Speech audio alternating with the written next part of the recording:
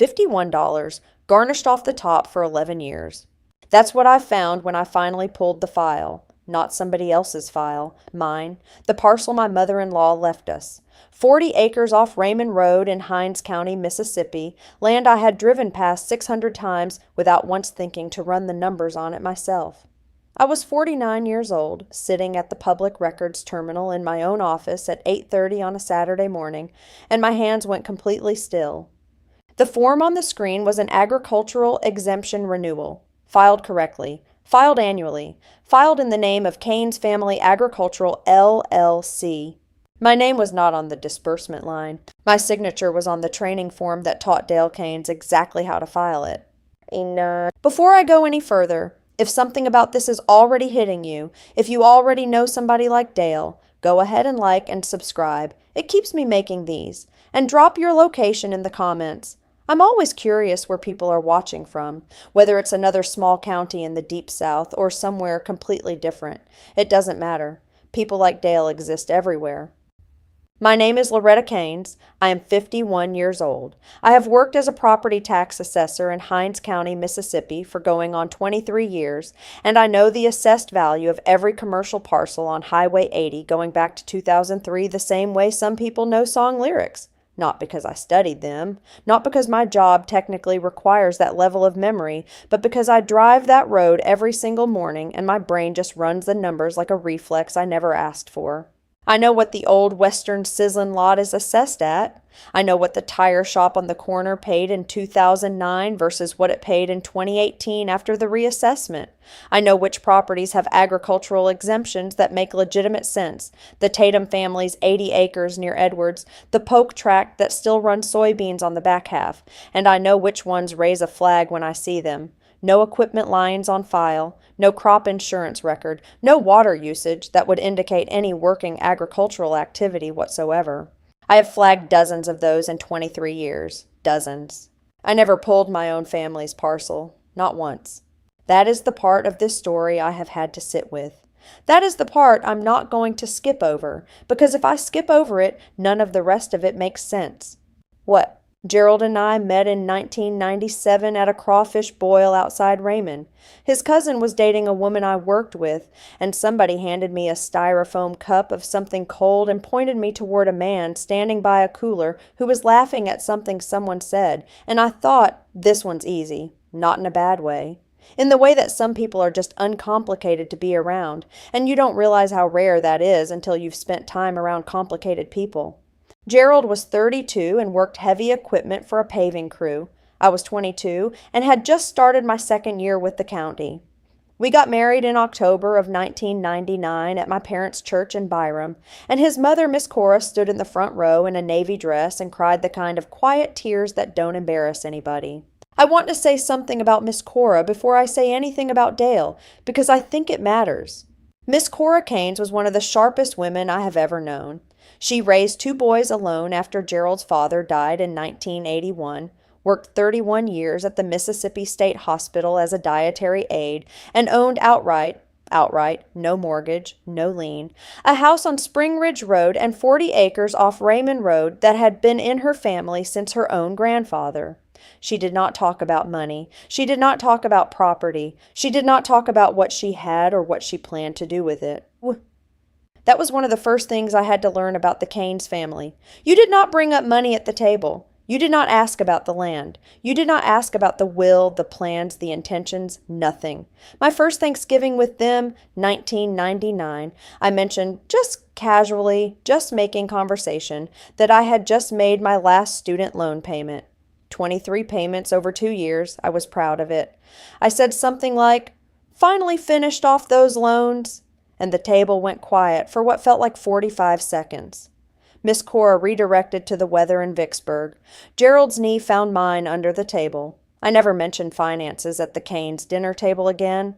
I want to be clear that this rule did not feel sinister to me. Plenty of families are like that, especially families that have had to claw for what they have. Sometimes keeping quiet about money is how you protect it. I understood it. I respected it. I followed it for 22 years without complaint. What I didn't understand until much later was that the rule worked differently for Dale. Dale Keynes is Gerald's younger brother by 4 years. He is the kind of man who fills a room, not because he's big, though he is, but because he requires a lot of management. He's always in the middle of something, some deal, some project, some plan that is about 3 weeks from paying off big. Gerald has been hearing about these projects since they were teenagers, and somewhere along the way, Gerald just learned to nod, the way you learn not to argue with weather. Dale married Renee Fontenot in 2001. A quiet woman from Brookhaven who makes the best sweet potato pie I have ever tasted, and who, I have always suspected, knows a great deal more than she has ever said, out loud. Renee has never, in 23 years, started a sentence with the word Dale. She refers to him by action. He wants to leave by noon. He's talking about Baton Rouge again. Never Dale, like she knows better than to attach herself too closely to whatever is currently in motion. I want to say, and I mean this, that in the early years, Dale was genuinely fun. He was the one who got Gerald out of his shell at family gatherings, who kept Miss Cora laughing, who showed up to help when we were moving furniture with his truck and 2 friends and a case of Budweiser, and didn't ask for anything in return.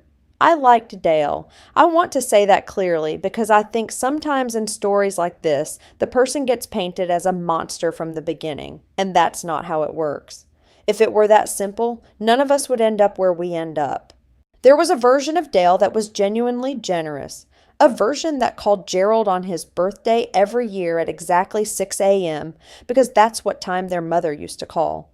A version that drove 4 hours to Meridian when their cousin had a bad car accident and sat in the waiting room for 11 hours without complaining once. That version was real. I am not going to pretend it wasn't. That version is also what made the other version survivable for so long. In 2009, Miss Cora's health started slipping. Nothing dramatic at first. Her knees mostly, and then her eyes, and then a small stroke in February of 2010 that left her with a slight drag on her right side that she refused to acknowledge and that we all pretended not to notice because that was the other unspoken rule. Miss Cora was fine. Miss Cora was always fine. Miss Cora had been fine through things that would have leveled most people, and suggesting otherwise was not something her sons were prepared to do. That spring, Dale came to Sunday dinner. This was at Miss Cora's house on Spring Ridge. Not a holiday, just a regular Sunday with a pot of butter beans and cornbread. And he brought papers. He had them in a manila folder that he set on the counter like it was just mail. He waited until after dinner, until Miss Cora was settled in her chair with the TV on low, and he explained to Gerald and me about a family LLC.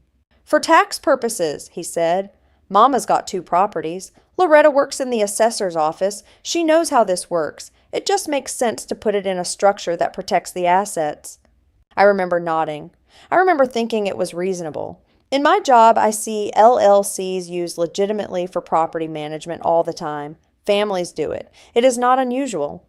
What I did not examine closely enough was the operating agreement. What I did not notice, or did not let myself notice, and I want to be honest about this, was that Dale was the one holding the folder. Dale was the one explaining it, and Dale had already filled in the lines for managing member before we sat down to dinner. Gerald signed. Miss Cora signed, and I can still picture her at the kitchen table with her reading glasses, squinting at the page, and Dale saying, "It's just a formality, Mama. It keeps everything together in case something happens," and her saying, "All right, baby," the way she said all right to a lot of things once her eyes started going. I signed too. I am not going to tell you I didn't know what I was doing. I knew what an LLC operating agreement was. I work with property law every day. What I did, which is different from not knowing, was trust. I trusted that because Gerald trusted Dale, and because Miss Cora trusted Dale, and because the unspoken rule in this family was that Dale's projects got nodded at, not examined, I trusted that the right thing was happening, and I did not need to be the one to pull it apart.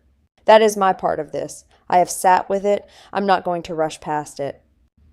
The agricultural exemption came in 2013.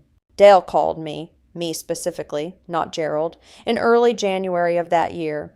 He said he was going to lease the 40 acres to a man from Edwards who wanted to run hay on the back 20, and he wanted to apply for the agricultural use exemption on the parcel to bring the tax assessment down.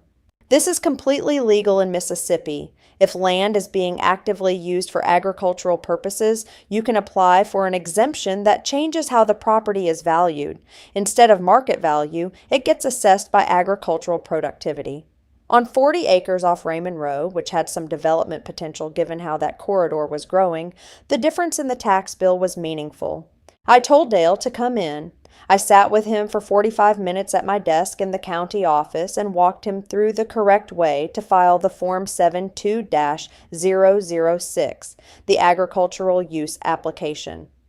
I showed him what documentation he'd need: the lease agreement with the hay farmer, a description of the operation, acreage breakdown.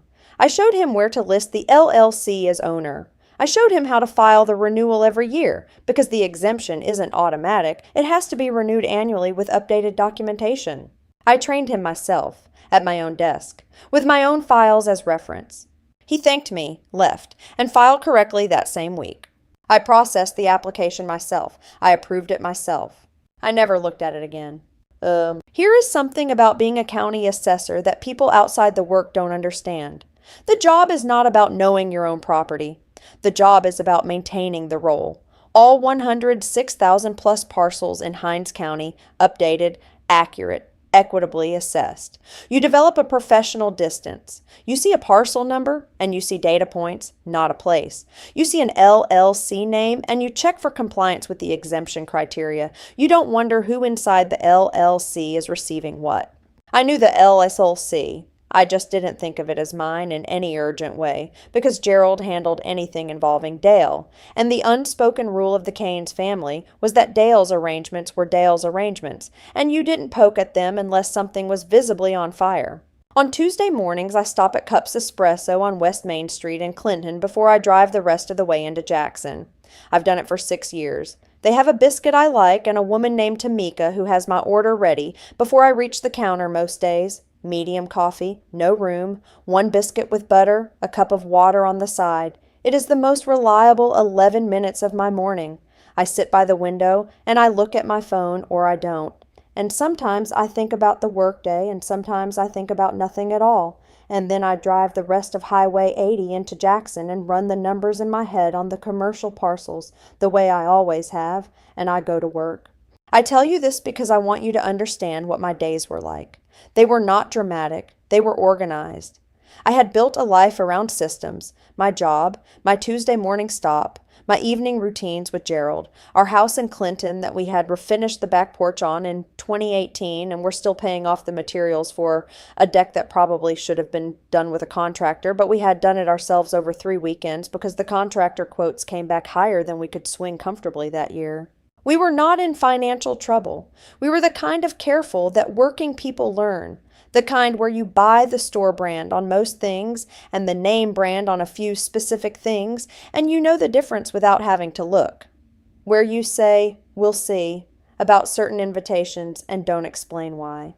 Where the deck materials go on the card and come off the card over 7 months and you don't mention it at family dinners. The land off Raymond Road was a background fact. It was in the LLC. The LLC paid the taxes out of, and I assumed this. I need to be clear that I assumed this without verifying it. Whatever the LLC collected. I assumed there was some income from the hay lease. I assumed the taxes were being paid correctly. I assumed that one day, when Miss Cora was gone and the estate settled, Gerald and I would have something there. I had not looked at the LLC operating agreement since 2009. I had not asked Dale about disbursements. I had not, in 11 years, pulled the parcel record on my own land. Miss Cora passed in March of 2021, congestive heart failure, in her own bed on Spring Ridge Road, with Gerald on one side and Dale on the other, and Renee in the kitchen making coffee that nobody drank. I was there. I held her hand for about 20 minutes while she slept, and I thought about all the Sunday dinners, all the butter beans, all the years she had accepted me into this family with a quiet, steady warmth that was not effusive but was absolutely real. She never came right out and said she loved me. That was not her way. But she used to fill my plate before her own sons, and I knew what that meant. After the funeral, after the repast, after everyone had gone home, Dale asked Gerald if they could get together the following weekend to go over some estate paperwork. Gerald said sure. I went with Gerald because I always went with Gerald to anything involving documents, because that was something we had worked out quietly over the years. Gerald was good at many things, and documents were not among them, and I was, and he knew it. We sat at Dale's kitchen table on a Saturday afternoon in April of 2021, and Dale slid over a summary sheet that showed the estate assets. The house on Spring Ridge, which had been left to Gerald and Dale equally, and the 40 acres off Raymond Road, which had been left, per Miss Cora's will, to Gerald and Loretta Keynes jointly. The land's already in the LLC, Dale said, so there's nothing really to transfer. It just stays there. I asked to see the current LLC operating agreement. Dale said he'd email it to me. He never did. I asked 2 more times over the next 3 months. The first time, he said he was looking for the right version. The second time, he said his email was having issues. Gerald suggested I just let it go for now, that Dale would get to it, that he always got to things eventually in his own way. I let it go. That's the second part I have to sit with. I knew something was slowing down. I could feel it the way I can feel a parcel that doesn't add up. Not alarm exactly, not evidence, just a friction, a place where the numbers don't flow the way they should. And I let Gerald's ease override what my own professional instincts were telling me. The fish fry was Dale's idea. He held it every August, out on the Raymond Road property, which had a nice flat area near the tree line with a concrete slab he'd poured himself years back and a big propane burner set up. Extended family would come, Gerald's cousin from Vicksburg, Renee's sister from Brookhaven, various people I had known for decades by first name, and a few I still didn't quite place. Miss Cora had loved these fish fries when she was well enough to come. After she passed, continuing them was presented as honoring her memory, and maybe it was. Maybe both things were true. This August, last August, 2025, Dale called Gerald 2 weeks before the fish fry and mentioned, very casually, that he had some LLC paperwork he needed Gerald to sign while everyone was together. A refinance on the property, he said. Just an administrative thing. Better to have it notarized while family was present, so it was all official. Gerald told me this the way he told me most things involving Dale, in a passing way, while doing something else, the way you'd mention a weather forecast. Dale's got some papers for me to sign at the fish fry. I was washing dishes when he told me. I turned the water off. What kind of papers? Refinance thing. Something about the property. You know how he is? I knew how he was, and I knew what a refinance on a property held in an LLC meant procedurally, and I knew that if Gerald was being asked to sign and I was not, that was a specific shape of problem. I told Gerald I'd come. I always came to the fish fry. Nothing unusual about that. What was unusual was what I did the Saturday morning before the fish fry, the Saturday before that August Sunday afternoon. I drove into the office. I sat down at the public records terminal, and for the first time in 11 years, I pulled the parcel record on 40 acres off Raymond Road, Hinds County, Mississippi, Keynes Family Agricultural, LLC. I was there for 2 hours and 40 minutes. The agricultural exemption had been renewed every year since 2013. Correctly filed, correctly documented. There was, in fact, a hay lease on record, updated periodically, with a man whose name I recognized as someone Dale played cards with in Raymond. The exemption was saving the LLC approximately $4,700 per year in property taxes compared to market rate assessment. $4,700 times 11 years is $51,700. That number was not itself the problem. That number was the savings, taxes not paid, which would otherwise have come out of LLC funds. The question was where the LLC funds were going instead. The LLC operating agreement, I finally found it, in a public filing through the Secretary of State's office, a document I should have looked for years ago and hadn't, listed Dale Keynes as sole managing member with full disbursement authority.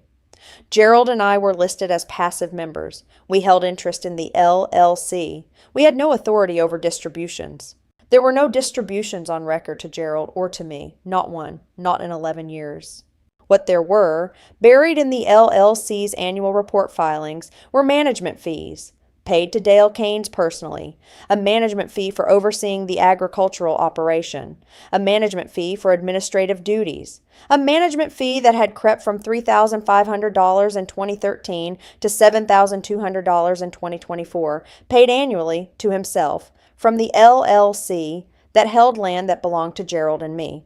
$3,500 plus $3,800 plus $4,100 plus $4,400 plus $4,600 plus $4,900 plus $5,200 plus $5,500 plus $5,800 plus $6,400 plus $6,900 plus $7,200.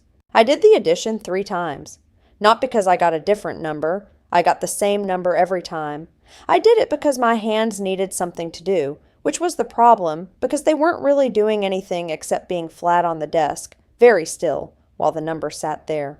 $62,300 in management fees paid to Dale from land Gerald and I owned, plus the $51,700 in tax savings that Dale had quietly pocketed through the exemption application I had personally trained him to file. I read the same line 4 times, not because I didn't understand it. I understood it completely. I just needed a minute before I picked up my phone, which I eventually did, and took 17 photographs of 17 different screens, and then I sent those photographs to the one email address I have that Dale has never seen and Gerald doesn't know about, which is the one I set up in 2019 to manage my own mother's estate paperwork and never closed. I sat in my car in the parking lot for a while before I drove home. The air conditioning wasn't working quite right. It had been making a noise since June that I kept meaning to get looked at, and the heat coming in off the asphalt was immediate and total. I drove home. I did not say anything to Gerald that night. I heated up what was left of a pot of rice and watched the last 40 minutes of something on TV that I couldn't tell you the name of now. I went to bed and I did not sleep well, and I did not explain why. Have you ever found something you weren't supposed to find? Not because someone hid it from you, but because you had simply, for years, trusted the wrong person with your own looking? Drop a yes or no below. I think about that a lot. About the difference between being deceived and choosing not to see clearly. I was both. I want to be honest about that. Well, the fish fry was the following Sunday. I want to tell you about the drive there. Gerald drove. I sat in the passenger seat with my phone face down on my lap, and we went down Raymond Road with the windows up and the radio on a gospel station that he likes and I tolerate, and the heat off the road was doing that shimmer thing where the asphalt looks liquid in the distance. The property looked good. Dale keeps it up. That I'll give him. The grass was cut, the propane burner was going. His cousin Terrence from Vicksburg was already there with a cooler, and the smell of frying catfish was across the whole yard within about 30 feet of the driveway. Someone had set up a folding table with drinks on it, and there were red plastic cups stacked next to a big pitcher of sweet tea, the way there always are at these things.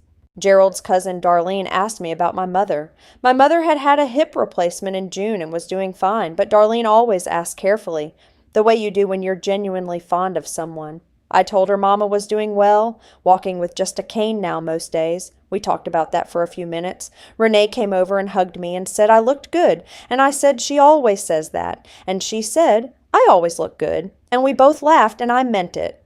The laugh. Renee has always been someone I genuinely like. Miss Cora had loved these fish fries. She used to sit in the one good chair Dale kept on the concrete slab, the high-backed one with the arms, and she'd hold a paper plate and eat slowly and watch everyone the way she always watched people, with a kind of quiet enjoyment that didn't require participation. She was gone now, but her chair was still there. Nobody sat in it. Not out of intention, I think. It just stayed empty the way some spaces do after a person leaves them. Dale was at the burner, working the catfish the way he always does, towel over his shoulder, tongs, a little bit of performance in it, because there's always an audience when you're the one cooking for everyone. He's good at it. The fish was good. That's the truth.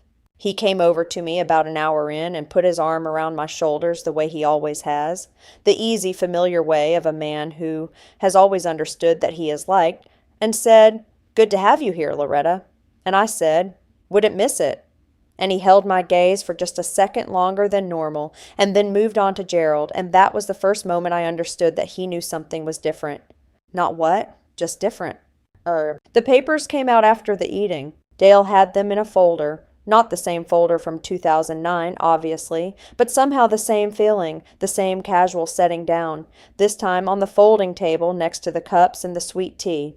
He called Gerald over with the ease of a man who has done this before, who has arranged the setting correctly, who knows that a yard full of family and good food and the specific relaxed weight of a full stomach is a good environment for signatures. Renee was washing the serving tray at the outdoor spigot. She didn't turn around. Gerald was reading the first page. Miss Cora's chair was empty 6 feet away. And I was standing there holding a red plastic cup of sweet tea, and I thought about how many times I had filled a cup like that for Miss Cora without being asked, just automatically, because I knew she liked it cold, and I always noticed when her cup was empty before anyone else did. I thought about the first time I did it, at a church potluck in 2001, and she had looked at me with a real surprise, like she hadn't expected to be noticed. "Gerald," I said. He looked up from the page. "Before you sign that, I need to show you something." Dale's hand moved about an inch toward the folder. I noticed that. "Loretta," Gerald said, with the careful voice he uses when he thinks I'm about to make something complicated. "What is it?" "I want to show you both something. Do you mind?" I was looking at Dale now. "I was at the office Saturday morning. I pulled the parcel record. I found some things I think you'd want to see." The yard had not gone quiet. The kids were still running. Terrence was still talking to someone by the cooler, but the small circle of us, Gerald, Dale, Renee, who had stopped moving at the spigot even though the water was still running, and Miss Cora's empty chair, had changed in some way that was not volume. Dale said, "This isn't the time, Loretta." "I think it is," I said, "because whatever Gerald is about to sign involves the Raymond Rowe property, and I've got some questions about the Raymond Rowe property, and I'd just as soon have them answered before anything else gets signed." Gerald put the papers down, not away, just down. He looked at Dale, and Dale looked at me, and for 1 second I saw something move across Dale's face that I had not expected to see there. Not anger, not performance. Fear. Just briefly. A quick thing underneath the surface, like when you press on something and the shape gives slightly before it returns. He was scared. Not of me, exactly. Of something behind me. Something specific. Something that had a number on it. Something he had calculated the risk of for 11 years and believed was safe. Then it was gone. The ease came back. "Loretta, I don't know what you think you found, but you know as well as anybody that agricultural exemption filings are standard, that the LLC structure—" "I'm not asking about the exemption filings," I said. "I'm asking about the management fees." The word hit differently than I expected. Not on Dale, on Gerald. Gerald looked at his brother and said, "What management fees?" Dale had an answer. He always has an answer. That's the thing about people like Dale. They are not surprised by questions. They have answers preloaded, practiced, wearing the right tone. He said there was a management fee built into the operating agreement, standard in any agricultural LLC, where one member is doing active management work, and that Gerald had agreed to that arrangement when they set up the LLC, and that if Loretta had concerns she was welcome to look at the accounting, which he was happy to share at a more appropriate time. $62,300 over 12 years, I said. Silence. And the property tax exemption I filed, the one I showed you how to fill out, saved the LLC $51,700 over 11 years. Money that should have been in the LLC, money that wasn't distributed. I was not yelling. I want to be clear about that. I was using my regular voice, the one I use at the office when I'm explaining something to someone who doesn't want to hear it. Gerald looked like he was trying to do math in his head. Renee had turned off the water. Terrence was no longer talking. Dale said, "You're making a scene at a family event over a bookkeeping question." "I'm asking you a direct question in front of your family," I said. "Why doesn't Gerald's name appear on a single disbursement from 2013 to today?" He said, "The management fees are disbursements to the managing member, which is how it works in an active LLC. An LLC that holds land Gerald and I inherited jointly. An LLC that I have managed? With management fees that increased 105% over 11 years. He looked at Gerald, not at me, at Gerald, and I understood the appeal in that look.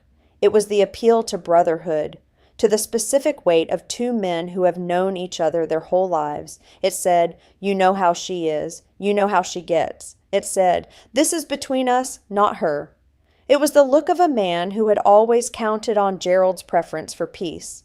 Gerald said slowly, "Dale, did you pay yourself out of the LLC without telling me?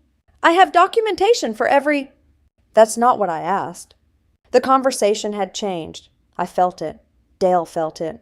He straightened up, and his voice went a half register lower, and he said, "Gerald, you need to talk to your wife about making accusations she can't back up before she—" She pulled it from the county records terminal. Gerald had gone very quiet in the way he goes quiet when he's decided something. "Those are public records. She didn't make them." That was when Miss Cora's empty chair mattered. It mattered because of who was standing next to it. Dale and Gerald's Aunt Bertie, Miss Cora's youngest sister, 73 years old, who had been coming to this fish fry for as long as it had existed, had walked over without anyone noticing. She had a paper plate in one hand, and she was standing right next to Miss Cora's chair, and she had been there long enough to have heard most of it. Aunt Bertie had the quality that some older women in the South have, which is that she could say one sentence and the sentence would weigh more than 5 minutes of argument. She looked at Dale for a long time. She was not performing anything. She was not dramatic. She simply stood there with her plate and looked at him the way a woman looks at something she has suspected for years and is now watching confirm itself. Then she said, "Dale, did Cora know about this?" The question was not complex. It had one word of real consequence in it, and that word was Cora. Dale opened his mouth. He closed it. He said, "Aunt Bertie, this is between—" "I'm asking you a yes or no question," she said. He didn't answer.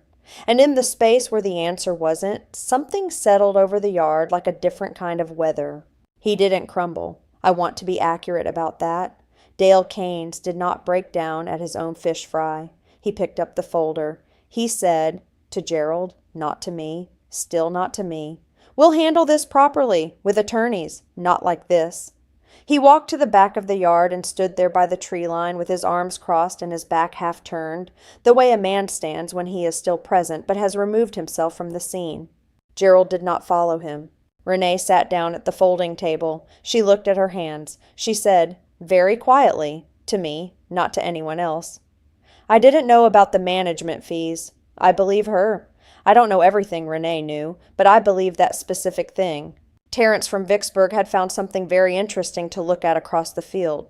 Nobody signed anything that day. If you've ever had to pull your own documents in your own office because you didn't trust what you'd been told, you know what that Saturday morning felt like. Tell me about it in the comments. I want to know I'm not the only one who had to find out this way. I will not tell you that everything resolved cleanly. It hasn't, fully, and I think telling you it did would be a lie that disrespects everything that came before it. What I will tell you is what happened in the months after the fish fry. Gerald retained an attorney, our own, not Dale's. The attorney reviewed the LLC operating agreement, the management fee history, the disbursement records, and the agricultural exemption filings. The operating agreement, it turned out, did include a management fee provision. Dale had been technically within the document's language, but the document's language had been written by an attorney Dale hired in 2009, and the fee schedule had escalated well beyond any reasonable compensation for the actual work performed on 40 acres that someone else was hay farming. What the attorney also found, which I had not specifically caught, was that the annual renewal documentation for the agricultural exemption, the part that required evidence of active agricultural use, had been filed with lease agreements that were real, but with acreage descriptions that claimed active use on all 40 acres when the actual hay operation covered, at most, 18. This is material misrepresentation on a tax exemption application. This is the kind of thing my office audits for. I did not report it to my office. Gerald's attorney reported it to the appropriate state agencies. That is a different thing, and I want to be precise about the difference. The LLC was dissolved by mutual agreement in early 2026. The 40 acres off Raymond Road was transferred directly to Gerald and Loretta Keynes. Tenants in common, no LLC, no managing member, no management fees. Dale received a settlement credit against his ownership interest in the Spring Ridge Roadhouse, meaning his share of his mother's other property was reduced to account for the management fees that the attorney determined to be excessive. He did not give anything back in cash. I want to be accurate. He gave back value through the real estate accounting, which is a different texture than a check. But it is something. It is $51,000 worth of something, documented, signed, witnessed, filed with the Hinds County Chancery clerk.